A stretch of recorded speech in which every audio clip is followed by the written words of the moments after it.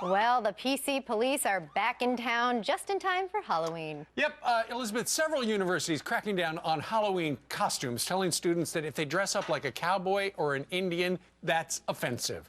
Do we really need a rule for that now? We're joined by Katherine Timpf from Campus Reform. She joins us live here in the studio. Good morning to you. Good morning. So at the University of Boulder, Colorado Boulder, show up as a cowboy or an Indian or anything involving a sombrero. Right. That's just so over the line. Right. I had some students at Campus Reform, we have students reach out to us saying, I don't know what I'm going to be. Right. The cowboy problem was it's not an accurate representation of someone who lives in the West. These students are trying to go to Halloween parties, not participate in historical reenactments. I don't know what's next. They're going to have the PC police going into the frat houses saying, pumpkins don't have arms and legs. That's not an accurate representation of a pumpkin. You're offensive. I mean, how far could this go? I don't know. Can you dress as politicians? I mean, what else is off limits here? Anything that's an inaccurate representation of a culture, anything involving a sombrero is offensive. Okay. That's the same question students have. What do I wear? What if you indeed are from the culture that is being depicted in your costume? Sure. You better know enough about your culture to represent it accurately. I mean, I don't know. It seems like anything would be wrong, really. What's going on here? See, it's very weird because a lot of these people who are very liberal, they're all about free expression, but obsessions with political correctness like this make it impossible to have expressive, real conversations. So it's worse and worse every year, I think. Do you think it would be inappropriate if I went as a ghost? Because then people would say you're a holy ghost and it's a religious thing? Probably not, but okay, good. If someone complained, then yes.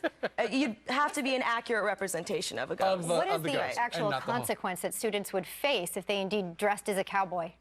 When I spoke to them, they said there wouldn't be any formal consequences. However, these letters are put out officially by the administration. If you have to spend 4 or more years at a college, you don't want the administration thinking that you're offensive or racist or insensitive. That might make it a difficult time at school. A moment ago, we had the full screen, and I'd like to can we put it up against Rob that shows exactly, because we had mentioned the sombrero and stuff like that. Okay, so you got a guy, the second from the left looks like a hillbilly, you got a genie in there, cowboy, a cowboy, all of those are an Indian, and yep. Is that a geisha girl there at the end? I mean, are these going to soon be not allowed in costume catalogs? You see a ton of those. Right. Hopefully this isn't some sort of trend going on where people are taking the lead from these universities. But regardless, these are the future. These kids are the future. So these are things they're learning.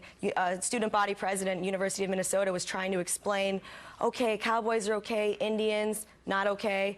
This doesn't even make sense. Where do you draw the line? See, I think I would prefer to have my kids show up as any one of those as opposed to Miley Cyrus. Right, or Sassy Kitty. Yeah. Right, exactly. A cowboy costume.